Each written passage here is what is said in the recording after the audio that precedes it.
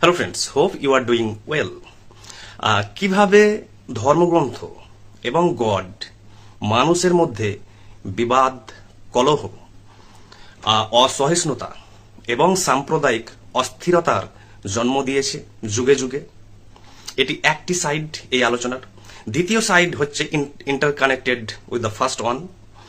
দ্বিতীয় সাইড হচ্ছে কিভাবে ধর্মগ্রন্থ এবং গড মানুষের সমস্ত কৌতূহল, এনকোয়ারিং স্পিরিট এবং ইন্টেলেকচুয়াল ফ্যাকাল্টি এবং ইন্টেলিজেন্সকে হিউজ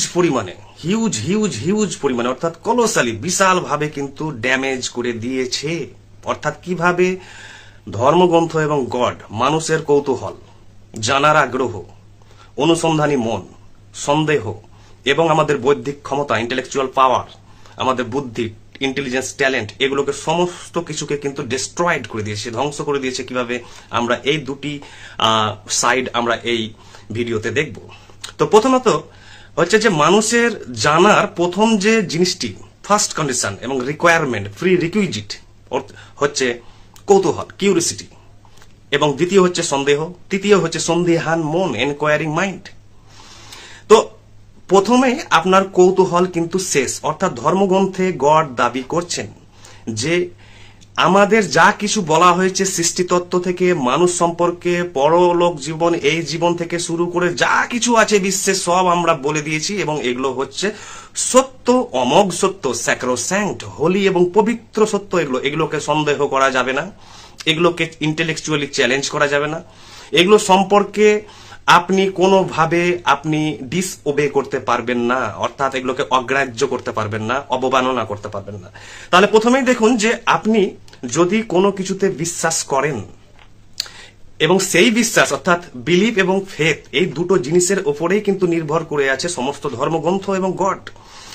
তো আপনি কোনো জিনিসে যদি বিশ্বাস করেন এবং কোনো ভেরিফিকেশন ছাড়া, লজিক্যালি হোক, যৌক্তিকভাবে হোক, এভিডেন্স হোক, প্রমাণ হোক, প্রুফ হোক, বা এর সায়েন্টিফিক মেরিট অর্থাৎ এর বৈজ্ঞানিক কোনো ব্যাকগ্রাউন্ড যদি ভেরিফাই, যাচাই না করে যদি কোনো জিনিসে বিশ্বাস করেন, তাহলে সেই বিশ্বাসকে আমাদের আধুনিক যুগে বলা হয় সুপারস্টিশন অর্থাৎ কুসংস্কার, অর্থাৎ অন্ধবিশ্বাস, ব্লাইন্ড ফেথ বা ব্লাইন্ড বিলিফ।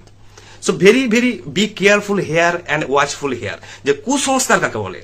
আমরা দেখি যে ধর্মীয় অনুগামীরাও আবার কুসংস্কারের বিরুদ্ধে চলে যাচ্ছেন, যে কুসংস্কার দূর করতে হবে সমাজ থেকে। তো কুসংস্কার কাকে বলে? What is the definition of superstition?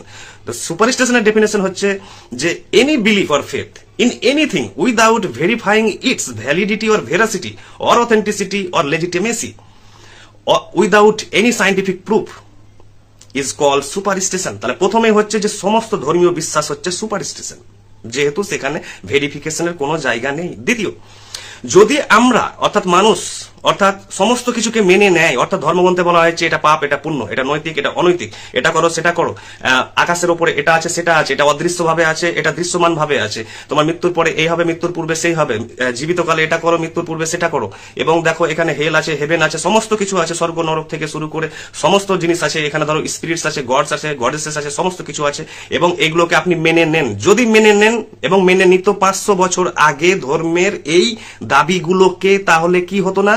বিজ্ঞানের জন্ম হতো না। অর্থাৎ আজকে যে আপনি আধুনিক বিজ্ঞানের সংস্পর্শে এসে এতটা ইন্টেলেকচুয়াল বুদ্ধিমান হয়েছেন, এতটা সৃজনশীল হয়েছেন, এবং এতটা আপনি বুঝতে পারছেন, ইন্টারনেট, ইউটিউব, গুগলের যুগে স্পেসশিপ থেকে শুরু করে ধরুন টেকনোলজি থেকে শুরু করে কিছুই আবিষ্কার হতো না যদি বিজ্ঞানীরা মেনে নিতেন যে ধর্মগ্রন্থ যা যা বলেছে সৃষ্টিতত্ত্ব সম্পর্কে এবং মানবীয় জীবন সম্পর্কে, রহস্য সম্পর্কে সবই ঠিক। তাহলে আমরা জানতে যাব কেন? তাহলে কোন সায়েন্টিস্ট প্রথমে কিন্তু এই ধর্মগ্রন্থের কথা মানেননি, কারণ তিনি সন্তুষ্ট হননি যে ধর্মগ্রন্থ যা কথা বলছে সেগুলো সত্য। তাই তিনি বেরিয়ে পড়লেন অন্বেষণে, যে আমি এই মহাবিশ্বকে জানতে চাই, এই নক্ষত্র গ্রহকে জানতে চাই, এই ছায়াপথ গ্যালাক্সিকে জানতে চাই, এই নেবুলাকে জানতে চাই, এই সৃষ্টি রহস্যকে জানতে চাই। তখন শুরু হলো বিজ্ঞানের জার্নি। এই আধুনিক বিজ্ঞানের ফলে আজ আমরা কিন্তু একটি সবচেয়ে প্রগতিশীল এবং উন্নত সমাজে বাস করছি, এবং এখানে কোটি কোটি সায়েন্টিস্টের কিন্তু জন্ম হতো না, কেউ বিজ্ঞানী হতো না, যদি সবাই মেনে নিত যে রিলিজিয়ান, ধর্মগ্রন্থ যা যা বলেছে, যে যেভাবে হয়েছে তাদের সেগুলো সত্য। তাহলে আর প্রয়োজন কি? তাহলে এই যে এনকোয়ারিং স্পিরিট অর্থাৎ আপনার যে অনুসন্ধানী মন, আপনার যে কৌতূহল, আপনার যে ইন্টেলেকচুয়াল ফ্যাকাল্টি, আপনার যে জানার আগ্রহ থাকতোই না। তাহলে ভাগ্যিস সায়েন্স এসেছিল বলে কোটি কোটি কুসংস্কার আপনি ধরতে পেরেছেন, কোনটা রাইট কোনটা রং। কারণ সায়েন্স এমনই জিনিস যে ওকে ধরে ফেলবেই যে কোনটা ঠিক আর কোনটা ভুল। তাহলে সায়েন্স যদি না থাকতো তাহলে আপনি কি করতেন, আজ থেকে 10,000 বছর আদিম যুগেই বাস করতেন, এখনো বুঝতে পারতেন না যে কোটি কোটি যে রোগ, এই রোগের মেডিসিন কি বা কি করে বেরোবেন, এগুলো কিছুই জানতে পারতেন না। আপনার কাছে mobile, internet, Google, YouTube, space যান, গ্রহ নক্ষত্র সম্পর্কে কিছুই জানতে পারতেন না।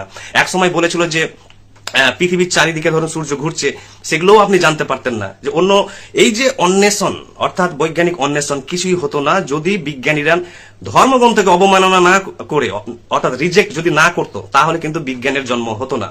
থার্ড হচ্ছে যে ফিলোজফির জন্ম হতো না, অর্থাৎ যে দর্শন যদি সবাই মেনে নেয় যে ধর্মগ্রন্থ কি বলছে, আপনাকে যে বিশ্বাস করুন, কি সন্দেহ করবেন না। এখানে গড যা বলছেন যে হেল, হেভেন বা আপনার লিবারেশন, মুক্তি থেকে শুরু করে আপনার যা যা কিছু আছে আপনি মেনে নেন, এবং এগুলো সব সত্য যদি মেনে নিতেন, তাহলে কিন্তু কোনো দার্শনিকের জন্ম হতো না। অ্যারিস্টটল, প্লেটো, সক্রেটিস, পিথাগোরাস থেকে শুরু করে ইমানুয়েল কান্ট, দেকার্ত থেকে শুরু করে কারোরই জন্ম হতো না। কারণ ফিলোজফি হচ্ছে সমস্ত জ্ঞানের মাতৃগর্ভ, অর্থাৎ পৃথিবীতে যা কিছু জ্ঞান আছে, সায়েন্স বলুন আর আপনি যাই বলুন, সমস্ত কিছু এসেছে কিন্তু ফিলোজফি থেকে। আপনার বড় বড় সাহিত্য থেকে শুরু করে আর্ট, শিল্প, কলা থেকে শুরু করে আপনি পৃথিবীতে যা রিলেশনশিপকে বুঝতে চাইছেন বা এই মহাবিশ্বকে বুঝতে চাইছেন, তার সমস্ত কিছু জন্ম হয়েছে কিন্তু দর্শন থেকে। আর এই দর্শনের জন্ম হতো না যদি আমরা সমস্ত কথা ধর্মগ্রন্থের এবং গডের যদি আমরা মেনে নিতাম। বুঝতে পারছেন? ভেরি ভেরি ক্রুশিয়াল যে আমাদের তো জানার আগ্রহকেই নষ্ট করে দিয়েছে। যে প্রথমেই বলছে ডু নট ডাউট মি, আমাকে সন্দেহ করো না যে আমি আছি কিনা, আমাকে বিলিভ করো এবং নিজেকে সারেন্ডার করে দাও। কোন রকম আমাকে ইনভেস্টিগেট করার দরকার নেই আমি আছি কি নেই, না হলে ওগুলো কিন্তু আবার ধর্ম অবমাননা হয়ে যাবে, স্যাক্রিলেজ হয়ে যাবে, ব্লাসফেমি হয়ে যাবে। থার্ড, সাইকোলজির জন্ম হতো না কোনোদিন। জুলজি, বটানি থেকে শুরু করে কিছু জানতে পারতেন না। মানবীয় রহস্য, কোষ, সেল, নিউরন থেকে শুরু করে আপনি কি না কি বা আপনার ব্রেন স্ট্রোক হলেও আপনি কিন্তু কখনো জানতে পারতেন না যে কি হচ্ছে এগুলো আমার সাথে, যদি না এগুলো না থাকতো, যদি এগুলো যদি না আসতো। তো সাইকোলজি আসতো না, অর্থাৎ সাইকোলজি মানে কি ডাইনামিক্স অফ মাইন্ড, অর্থাৎ মানুষের যে মাইন্ডের ওয়ার্কিং রহস্য, অর্থাৎ মন কিভাবে কাজ করে, কিভাবে ডিসিশন নিচ্ছেন, কিভাবে ভাবছেন, কিভাবে কি করছেন, সমস্ত কিছু যে সাইকোলজিক্যাল ফ্যাকাল্টি, এ সম্বন্ধে আপনি কিছু জানতেন না। কারণ ধর্মগ্রন্থে গড বলছে কি আমি সবই নিজে করছি, তোমরা কিছু করছো না এবং আমার ইশারাতে সব হচ্ছে। তাহলে আপনি আর জেনে কি করবেন যে নিজে কি ভাবছেন না ভাবছেন? তার জন্য আপনার মধ্যে যে মডার্ন অসুখগুলো হয়েছে, ধরুন স্কিজোফ্রেনিয়া বা ধরুন সাইকোসোম্যাটিক ডিসঅর্ডার, যে সাইকোলজিক্যাল প্রবলেম ডিসঅর্ডার, আগে কি বলা হতো যে কে ভূতে ধরেছে, এই যে অর্থাৎ মানসিক সমস্যা হচ্ছে কাউকে, কে বলছে ভূতে ধরেছে। তাহলে আজকে এই যে কুসংস্কারগুলো নেই কেন? কারণ অ্যাডভান্স মডার্ন সায়েন্টিফিক সাইকোলজির আবির্ভাব। তো এইভাবে দেখতে পাচ্ছেন যে সমস্ত জ্ঞান তত্ত্ব কিন্তু নষ্ট হয়ে যেত যদি সবাই সন্তুষ্ট হয়ে যেত যে ধর্মগ্রন্থে যা বলেছেন গড তার সম্পূর্ণ সত্য, সেহেতু আমাদের আর কিছু জানার দরকার নাই। কিন্তু কিছু লোক মানতে পারেননি, সন্তুষ্ট হননি, তাই তারা কিন্তু প্রথাগত ধর্মীয় সমস্ত বার্তা থেকে শুরু করে জ্ঞান থেকে শুরু করে সমস্ত কিছুকে তারা কিন্তু ইন্টেলেকচুয়ালি চ্যালেঞ্জ করলো এবং তারা ভেরিফাই করে আজকে দেখছে যে আমাদের ইউনিভার্স এত বছর আগে সৃষ্টি হয়েছে, পৃথিবী এত বছর আগে সৃষ্টি হয়েছে, এভলিউশন হয়েছে, বিবর্তন হয়েছে, ন্যাচারাল এভলিউশন হচ্ছে, বায়োলজিক্যাল এভলিউশন হচ্ছে, এগুলো কিছুই জানতেন না। পড়াশোনা সাবজেক্ট হলে কিছুই থাকতো না। এটি এক নাম্বার। দ্বিতীয় নাম্বার হচ্ছে ধর্মগ্রন্থ কিভাবে মানুষের মধ্যে বিবাদ, বিভাজন, সাম্প্রদায়িক অস্থিরতা, অসহিষ্ণুতা এবং এত ধরুন অস্থিরতার জন্ম কিভাবে দিল। প্রত্যেক ধর্মগ্রন্থ দাবি করছে কি সেপারেট কসমোগনি, অর্থাৎ প্রত্যেক ধর্মগ্রন্থের নিজস্ব কসমোগনিক অ্যাপ্রোচ আছে। কসমোগনিক অ্যাপ্রোচ মানে হচ্ছে সৃষ্টিতত্ত্ব, থিওরি অফ ক্রিয়েশন। প্রত্যেক ধর্মগ্রন্থ দাবি করছে যে এইভাবে মহাবিশ্ব সৃষ্টি হয়েছে, এইভাবে মানুষ এসেছে, এইভাবে প্রতিটি জীব এসেছে। কোন কোন ধর্মগ্রন্থ আবার বলছে যে মানুষকে আমরা পূর্ণাঙ্গ রূপে পাঠিয়েছি, সমস্ত সৃষ্টিকে তাদের নিজস্ব ফিনিশড ফর্মে, অর্থাৎ তাদের বর্তমান অবস্থায়। কিন্তু বিজ্ঞানে আমরা ডারউইনে আমরা দেখছি, শুধু ডারউইন আজকে ডারউইনের থিওরি না, এটা হচ্ছে মেইন স্ট্রিম সায়েন্সের থিওরি, যে বিবর্তনবাদ, যে কোনো জিনিস তার বর্তমান রূপে আসেনি, এটা হচ্ছে প্রাকৃতিক বিবর্তনের মাধ্যমে এসেছে। এইটি কসমোগনিক অ্যাপ্রোচটা কি হচ্ছে? কসমোগনিক অ্যাপ্রোচকে নিয়ে ধরুন 4টে মেজর রিলিজিয়ন আছে এই পৃথিবীতে। তাদের প্রত্যেক সম্প্রদায়ের কোটি কোটি সম্প্রদায় কিন্তু গর্বিত একে অপরকে হারানোর জন্য। ডিবেট থেকে শুরু করে সমস্ত আলোচনায় যে দেখো আমাদের গড কিন্তু শ্রেষ্ঠ, কারণ আমাদের বেশি মডার্ন, কেউ বলছে আমাদের বেশি মডার্ন, কেউ বলছে আমাদের বেশি মডার্ন, কিন্তু এগুলোকে বলা হয় কসমোগনিক মিথ। এগুলো হচ্ছে ভ্রম এবং বাস্তবে কিন্তু এগুলোর কোনো অস্তিত্ব, সায়েন্টিফিক অস্তিত্ব নেই। এবং এর আরেকটি হচ্ছে মেটাফিজিক্যাল অ্যাপ্রোচ। প্রত্যেক ধর্মগ্রন্থের কিন্তু মেটাফিজিক্যাল অ্যাপ্রোচ আছে। মেটাফিজিক্যাল অ্যাপ্রোচ মানে কি? মেটাফিজিক্স হচ্ছে ফিলোজফির একটি হচ্ছে খুব গুরুত্বপূর্ণ শাখা, অর্থাৎ পঞ্চ ইন্দ্রিয়ের বাইরে কোন জগৎ আছে সেই জগৎ সত্যকে মিথ্যা যাচাই করার জন্য অ্যাপ্লাই করা হয় মেটাফিজিক্স। এবং প্রত্যেক ধর্মগ্রন্থের মেটাফিজিক্স কিন্তু সেপারেট। এবং এই মেটাফিজিক্স হচ্ছে সম্পূর্ণ অনুমেয়, কিছু এভিডেন্সের উপরে বেস করে ইনফারেন্স করা হয়, অনুমান করা হয়, কিন্তু এই অনুমান সম্পূর্ণ সত্য নয়, কিছুটা আংশিক সত্য, তার জন্য সমস্ত মেটাফিজিক্স কিন্তু একে অপরকে প্রত্যাখ্যান করে কিন্তু এগিয়েছে। অর্থাৎ প্লেটো যা, সক্রেটিস যা বলেছেন প্লেটো তাকে খণ্ডন করেছে মেটাফিজিক্সকে, প্লেটো যা বলেছেন আবার অ্যারিস্টটল তাকে খণ্ডন করেছে, অ্যারিস্টটল যা বলেছেন তার পরবর্তী সাবসিকুয়েন্ট ফিলোসফাররা তাকে কিন্তু খণ্ডন করেছেন। এইভাবে খণ্ডন করতে করতে চলে গিয়েছেন এবং এটাকে বলা হয় মেটাফিজিক্স। এই মেটাফিজিক্স কিন্তু সব ধর্মগ্রন্থে আছে এবং সবাই দাবি করে বসেছে যে এগুলো সত্য, কিন্তু মেটাফিজিক্স কোনো সময় সত্য না। কারণ ইমানুয়েল কান্টের আমি আগের ভিডিওতে বলেছি যে নাও মেনন অর্থাৎ এ থিং ইন ইটসেলফ, অর্থাৎ বস্তুর যে সত্তা, সত্তাকে জানা সম্ভব নয়। সত্তা হচ্ছে পঞ্চ ইন্দ্রিয়ের ঊর্ধ্বে। অর্থাৎ আপনি যা দেখছেন অর্থাৎ একটি গাছের পাতা, সেটি কিন্তু দেখছেন যে অ্যাপিয়ারেন্স আপাত দৃষ্টিতে বাহ্যিক ভাবে সত্য, কিন্তু ওর যে নির্যাস কি থেকে ও সৃষ্টি হলো, তার যে এসেন্স বা নন বিং, তার নন বিং অর্থাৎ নাও মেননকে জানা সম্ভব নয়। এটা হচ্ছে মেটাফিজিক্স। এই মেটাফিজিক্স সমস্ত ধর্মগ্রন্থে আছে এবং সব বিবাদে, কলহে, ডিবেটে, তর্ক বিতর্কে যাচ্ছে তাই অবস্থা চারিদিকে, যে মেটাফিজিক্সকে সবাই দাবি করে বসেছে যে হ্যাঁ হেল আছে, হেভেন আছে মেটাফিজিক্সের মাধ্যমে এই দর্শনের, এবং এই হয় পাপ পুণ্য হয়। আবার অন্যান্য কিছু ধর্মগ্রন্থে বলছে যে তুমি প্রথম থেকেই পাপী, জন্ম থেকেই পাপী। এবং এই যে মেটাফিজিক্যাল অ্যাপ্রোচ একমাত্র অ্যাডপ্ট করেননি হচ্ছে গৌতম বুদ্ধ। গৌতম বুদ্ধকে ওই জন্য বার্ট্রান্ড রাসেল, যিনি আপসীন নাস্তিক ছিলেন এবং দার্শনিক ছিলেন এবং বিভৎস গণিতজ্ঞ ছিলেন, যিনি নোবেল পুরস্কার পেয়েছিলেন, তিনি সব ধর্মকে রিজেক্ট করেছিলেন এবং তিনি বলেছিলেন যে শুধু আমাকে বৌদ্ধ ধর্ম ভালো লাগে। কেন? কারণ এই ধর্মটি মেটাফিজিক্যাল অ্যাপ্রোচ নেয়নি, অর্থাৎ এই মহাবিশ্ব সম্পর্কে কিছু বলেনি। মহাবিশ্ব সম্পর্কে যে বলেনি আমি তাকে আমার ভালো লাগে। কেন ভালো লাগে? তিনি একজন দার্শনিক হিসেবে ভালো করে জানেন যে সমস্ত মেটাফিজিক্স কিন্তু ভুল, কিন্তু ওই জন্যই গৌতম বুদ্ধকে তিনি ভালোবাসতেন। গৌতম বুদ্ধ কি কোনো ধর্মগ্রন্থ নয় কিন্তু, আর কোনো ধর্মও নয়, কারণ এটা কোনো অতিপ্রাকৃত ঘটনায় বিশ্বাস করে না। তো এটা কি করে? এটা হচ্ছে সায়েন্স অফ মাইন্ড। অর্থাৎ দলাই লামা বলছেন কি, what is Buddhism? Buddhism is not a religion, Buddhism is the science of mind. অর্থাৎ বৌদ্ধ ধর্ম হচ্ছে মনের বিজ্ঞান। মনের বিজ্ঞান মানে কি? হচ্ছে মেডিটেশন। আপনি কিভাবে নিজেকে পঞ্চেন্দ্রিয়কে আপনি কিভাবে নিয়ন্ত্রণ করবেন, এটি হচ্ছে ধর্ম, আর কিছু না। তো এটি কোনো ধর্ম না, এটি হচ্ছে যে way of living your life fruitfully, কিভাবে ভালোভাবে বাঁচতে হয়। আর এখানে কোনো অতিপ্রাকৃত ঘটনা নেই, পাপ পুণ্য বলে কিছু নেই। তো মেটাফিজিক্স, তারপরে হচ্ছে যে মেটাফিজিক্সকে কেন্দ্র করে তুখোড় বিবাদ চারিদিকে, যে সবাই দাবি করছে বেস্ট, কিন্তু ভালো করে কেউ ইনভেস্টিগেট করছেন না যে মেটাফিজিক্স গুলো হচ্ছে সবই হচ্ছে টোটালি অনুমেয়, অর্থাৎ অনুমানের উপর নির্ভরশীল। থার্ড কনফ্লিক্ট বিবাদ হচ্ছে সবচেয়ে যে স্ত্রী এবং পুরুষ, অর্থাৎ নারী পুরুষের মধ্যে যে হিউজ পরিমাণে বৈষম্য। অর্থাৎ দেখে মনে হচ্ছে যে ধর্মগ্রন্থ এর প্রত্যেকটি গড হচ্ছে পুরুষ এবং পুরুষ তান্ত্রিক গড। ভালো করে দেখবেন প্রত্যেকটি ধর্মগ্রন্থে যেমন হচ্ছে পুরুষের জগৎ এটা। এর জন্য মেয়েদের কোন ধর্মগ্রন্থে, সাহিত্যে, দর্শনে, বিজ্ঞানে, শিল্প কলা থেকে, রাজনীতি থেকে শুরু করে, ইকোনমিক্স অর্থনীতি থেকে শুরু করে কোথাও কেউ সর্বশ্রেষ্ঠ জায়গাতে নেই। কারা আছে? সব পুরুষ। কারণ পুরুষরা হচ্ছে ধর্মগ্রন্থের জন্যই, কারণ ধর্মগ্রন্থ হচ্ছে প্রথম হচ্ছে বই, যে বইটি হচ্ছে প্রথম সংবিধান, প্রথম দর্শন, প্রথম সাহিত্য, প্রথম সমাজ, প্রথম রাজনীতির বই, এবং সেই অনুযায়ী আমাদের সোশ্যাল স্ট্রাকচার কিন্তু প্রথম থেকে আজ এই পর্যন্ত কিন্তু দাঁড়িয়েছে টোটালি হচ্ছে ধর্মগ্রন্থের কারণে। তো মেয়েদের পজিশন কি? সেকেন্ডারি এবং টোটালি এক ধরনের কৃতদাসসুলভ। এবং সেখানে মেয়েদের ফেসিলিটি কি? 5%, এবং 95% ফেসিলিটি কে পাচ্ছেন? পুরুষ। সমস্ত অর্থনৈতিক, সামাজিক, রাজনৈতিক যা ফেসিলিটিজ আছে কিন্তু পুরুষ কিন্তু সব ভোগ করে আসছে। আর it's a huge colossal discrimination between man and woman. যদি গড জাস্ট হন, ন্যায়পরায়ণ হয়, তাহলে কি মেয়েদেরকে এই পরিমাণে কোণঠাসা করবে? করবে না। কারণ আপনি আপনার নিজের পরিবারে দেখুন, আপনার নিজের আত্মীয় পরিবারে যারা নারী মহিলারা আছে তাদের অবস্থা দেখুন যে কি অবস্থা, আর আপনাদের পুরুষরা দেখুন যে কি অবস্থা, তারা কোথা থেকে কোথায় পৌঁছে আছে। তো এভাবে যখন আপনি এগোতে থাকবেন দেখবেন যে এক ধর্মের অনুগামী আর এক ধর্মকে সহ্য করতে পারে না। কেন? কারণ প্রত্যেক ধর্ম দাবি করছে যে আই এম দ্য বেস্ট, আমি শ্রেষ্ঠ, এবং আমার ধর্মগ্রন্থই শ্রেষ্ঠ, এবং আমার ধর্ম বাদে যদি অন্য ধর্মগ্রন্থে যাও সেই ধর্মগ্রন্থ কিন্তু চলবে না। সেহেতু অতএব আমার কাছে একমাত্র পথ হচ্ছে আমার ধর্মগ্রন্থ।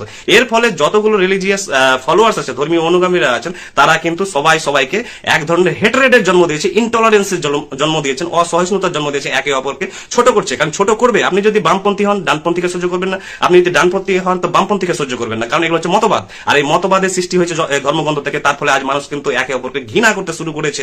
কারণ শুধু আইডেন্টিটি শুনলেই হলো, ও তুমি হিন্দু, ও তুমি খ্রিস্টান, ও তুমি বুদ্ধিস্ট, ও তুমি জোরাস্ট্রিয়ান, ও তুমি ইহুদি, তাহলে তোমার কিন্তু এই ব্যাপার, তোমরা এই, তোমরা সেই, তোমরা এই যে ক্যাটেগরাইজেশন, এই বক্সে ভর্তি করে দেওয়া হয়েছে সবকে একটা বক্সে, এবং সবার প্রতি কিন্তু খুব অসম্মানজনক এবং খুব লোয়ার এক ধরনের অমানবিক দৃষ্টিভঙ্গি রাখেন এক ধর্ম আর এক ধর্মের প্রতি। কারণ এই কারণে হয়েছে যে প্রত্যেক ধর্মগ্রন্থ যেহেতু নিজের পথকে শ্রেষ্ঠ বলে দাবি করেছে, এবং তার যে সত্যতা আছে সেটাই বলেছে সত্য, অর্থাৎ অন্য সত্য দোরালো, অর্থাৎ তার যে ন্যায় আছে, জাস্টিস আছে, সেটাই একমাত্র ন্যায়, তার যে পথ আছে সেটাই একমাত্র সঠিক পথ, আর অন্য পথ চলবে না। এবং আজ সেখান থেকে ভেজ থেকে নন ভেজ, অর্থাৎ আমিষ থেকে নিরামিষ, নিরামিষ পার্টি আমিষ পার্টিকে সহ্য করতে পারছে না। কেন? নিরামিষ পার্টিরা মনে করেন যে আমরা বেশি পবিত্র, আমরা বেশি হয়তো ধার্মিক, ধার্মিক, আমরা বেশি আধ্যাত্মিক, এবং যারা মাংস খায়, মাছ খায়, তারা হয়তো পাশবিক, বা তারা হয়তো অনেক পাপী ব্যাপার। এবং এই যে বিবাদ স্প্লিট, এর ফলে কি হয়েছে যে আমিষ নিরামিষের ব্যাপারে এমন ভাবে সমাজে ছড়িয়েছে যে এক ধরনের ধরুন টোটাল অসহিষ্ণুতা চলছে। তারপরে আসছে ধরুন বিভিন্ন সেক্টর গুরু, এক গুরু আর এক গুরুর অনুগামীদের সহ্য করতে পারছে না, তো বিভিন্ন জায়গায় যে এই বিজনেস থেকে শুরু করে ধরুন চলছে চারিদিকে এই যে বিবাদ। তো এক দেবী বা দেবতার ধরুন বা গডের ধরুন অনুগামী আছে, তো আর এক দেবতাকে ছোট মনে করে যে ওই অনুগামীরা জানে না, এবং এইভাবে টোটাল একটা কনফ্লিক্ট তৈরি হয়েছে, যে কনফ্লিক্টের ফলে হয়েছে কি প্রত্যেকের একটি সেপারেট আইডেন্টিটি তৈরি হয়ে গেছে, এবং প্রত্যেককে সেই আইডেন্টিটির মাধ্যমে দেখা হয়। এর ফলে আমাদের মাঝে যে ডিস্টেন্স তৈরি হচ্ছে, দূরত্ব, সেই ডিস্টেন্স তৈরি হচ্ছে কিসের উপর দাঁড়িয়ে আছে, তার হচ্ছে বিল্ডিং ব্লকস হচ্ছে দাঁড়িয়েছে, সেই ব্রিজ দাঁড়িয়েছে ঘৃণা, ঈর্ষা, অসহিষ্ণুতা, সাম্প্রদায়িক অস্থিরতা, এগুলোর উপরে দাঁড়িয়েছে। তাহলে দেখতে পাচ্ছেন যে ধর্মগ্রন্থ এবং গড কিভাবে মানুষের মধ্যে বিবাদ, বিভাজন, সাম্প্রদায়িক অস্থিরতা, অসহিষ্ণুতার জন্ম দিয়েছে। একদিকে টোটালি সমাজ ডিভাইডেড হয়ে আছে, এবং যুদ্ধ থেকে যুদ্ধ আপনারা ইতিহাস পড়েছেন, প্রাচীনকাল, মধ্যযুগ এবং আধুনিক যুগে কেন্দ্র করে সাম্প্রদায়িক দাঙ্গা থেকে শুরু করে একদিকে। দ্বিতীয় দেখছেন যে হিউম্যান ফ্যাকাল্টি, অর্থাৎ ইন্টেলিজেন্স থেকে, কিউরিসিটি থেকে, ইনকোয়ারিং মাইন্ড থেকে সমস্ত কিছুকে ধ্বংস করে দেওয়া হয়েছে। তাই পরিশেষে আমি বলবো সলিউশন কি? তাহলে সলিউশন আমি দুটো দিব। একটি হচ্ছে পৃথিবীর মধ্যে শ্রেষ্ঠ দুটো বিষয় হচ্ছে, একটি সাইকোলজি আর একটি হচ্ছে ফিলোসফি।